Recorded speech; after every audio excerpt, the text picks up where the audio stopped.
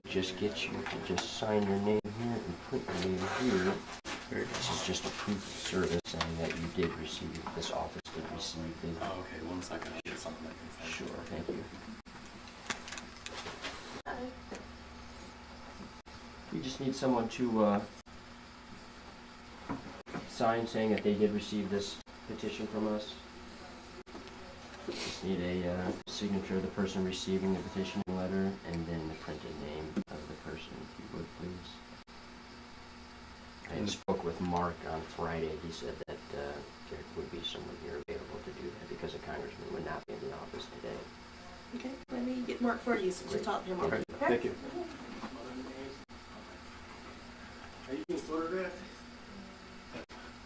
Who did I speak with on the phone? That was myself. Oh, how you doing, sir? Mark Lopez. Yes, Charlie Coach. I'm the director of the office. I get paid the big bucks, so you guys take my photograph if you want to see this. Very Why good. don't we step inside? You explain me what exactly this is, Sure, and I'll talk with you about it for 1 second. Okay. You guys join me, please. Yeah, everyone. Public office. What I say, you guys paid for it. It's their office. That's right. Okay, so what exactly, specifically? Well, these are contained on this CD. There are Okay. 7 different petitions signed from people all over the United States. We have quite a few here from the first district. Okay. That is why they're petitioning Pete. And really all that we are requesting is that someone sign stating that they received the letter in the congressman's place and then their name. Okay, but the definition of this is a legal notice is the only part that I just want to make sure we're absolutely clear of. I don't know exactly, I'm not a lawyer. So I'll sign that I'm receiving it, but I'm That's all assuming we're this asking. isn't a certification, because if it's a That legal is- document, then you have to get it to the congressman. I mean, like, you know, if someone's serving someone on the bench for you. Right. No, You know, I'm just simply asking that Got you did receive. I'll just need you right here. Right now, this process is being done across the Oh, country. that's what the gentleman Everybody explained to right me earlier now. over the phone. And actually, I can fill this out here. No, I can do so it. I No, don't, no, so I don't, no, actually just these 2 parts here. No, I'll fill in all the Okay, blanks. that's That's right.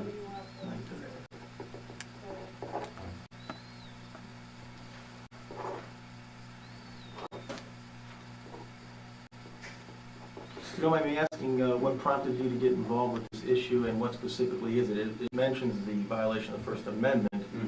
Yeah, but- we are seeking, we are asking, we are invoking our First Amendment right to petition for redress of grievances, and we're not just simply asking for people to listen to our petitions, but we are asking for a redress of grievances. We have to date not received any redress of grievances for our concerns. And there are 7 different concerns. Specifically, what concerns?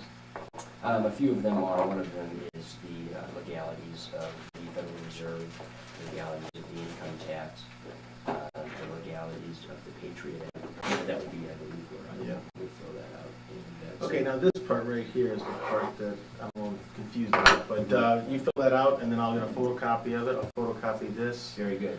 I will take this. So the issue here is this, And what is, what's the purpose of this? Is it a libertarian viewpoint then? Is it a... Mark, would you mind putting your name right here?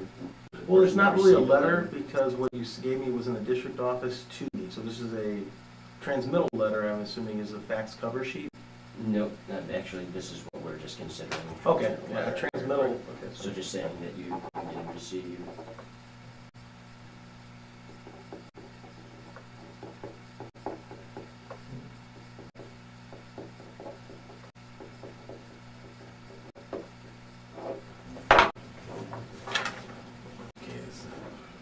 Is it the motivation? This is a libertarian issue motivation. I mean, what would be the motivation? I'd be honest, I was under the impression it was probably related to the military conflicts we're currently engaged in, but evidently it's related to income tax, treasury. I'm assuming in the gold standard versus. Well, it's not really a libertarian. We feel that the 7 petitions on here are issues that deal with violations of the Constitution. And given the fact that Pete is given power by that document, we would hope that he would be found to.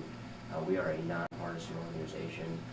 We don't claim to be affiliated with any party. And we are just seeking out our representatives to fulfill their duty more or less.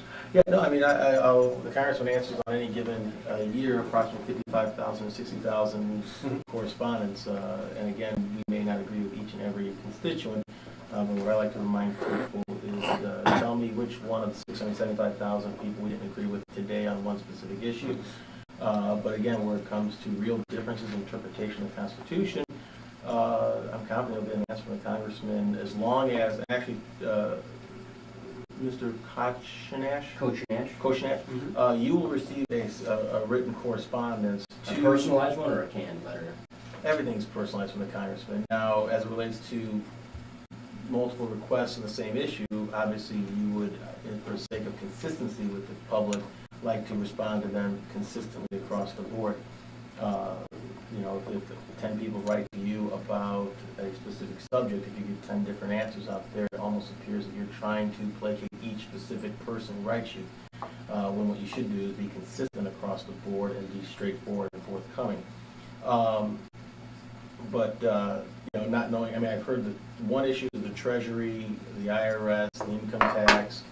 So this is all financial in nature? Is it all? Also regarding like things as the Patriot Act 1 and 2, Okay. we feel that we strongly believe that Americans do have the right to habeas corpus. We feel that they do have the right to be secure in their persons and properties and not be spied on their telephone and things like that. And so we just really are concerned about our own civil liberties, and we are seeking out our representatives As to. you should be. No, the congressman voted against both the Patriot Acts as well as voted against the initial invasion of the war of Iraq. And he did so not because he didn't think Saddam Hussein was a bad guy.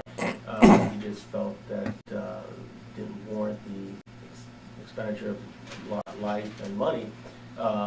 And hindsight being 2020, loss of civil liberties. So there'll be some things we agree on. There'll be some things we don't. But that being said, you're doing exactly what you're supposed to, which is lobby your member of Congress, sit down in his office, and as I mentioned on the phone, be happy to coordinate a meeting for you and the congressman personally, one-on-one, prior to or once you receive the correspondence. If you have an overarching desire to sit down and discuss your ideas and your viewpoints, we have an open door policy.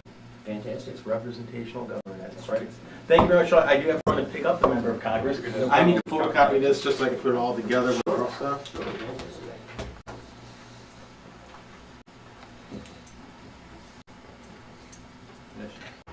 Charlie Coach and Ash, and this is, we just got done serving our representative, Pete Visclosky, from the 1st Congressional District here in Indiana. They were a little confused. A little confused, yeah, they didn't quite, excuse me. What are the issues? Right, yeah, they had no idea of the concerns of the people, which is a little disturbing. However, he did receive it, and he did acknowledge that he did receive it. And of course, as you folks have just seen, you witnessed him signing it and receiving the documents. So this will be very interesting how this plays out. Just sit tight and stay tuned, and keep yourself informed, and help us along with the fight. And just for the record, today is the 30th of June, and the current time looks like 9:45. Very good. So thank you guys very much, and stay tuned.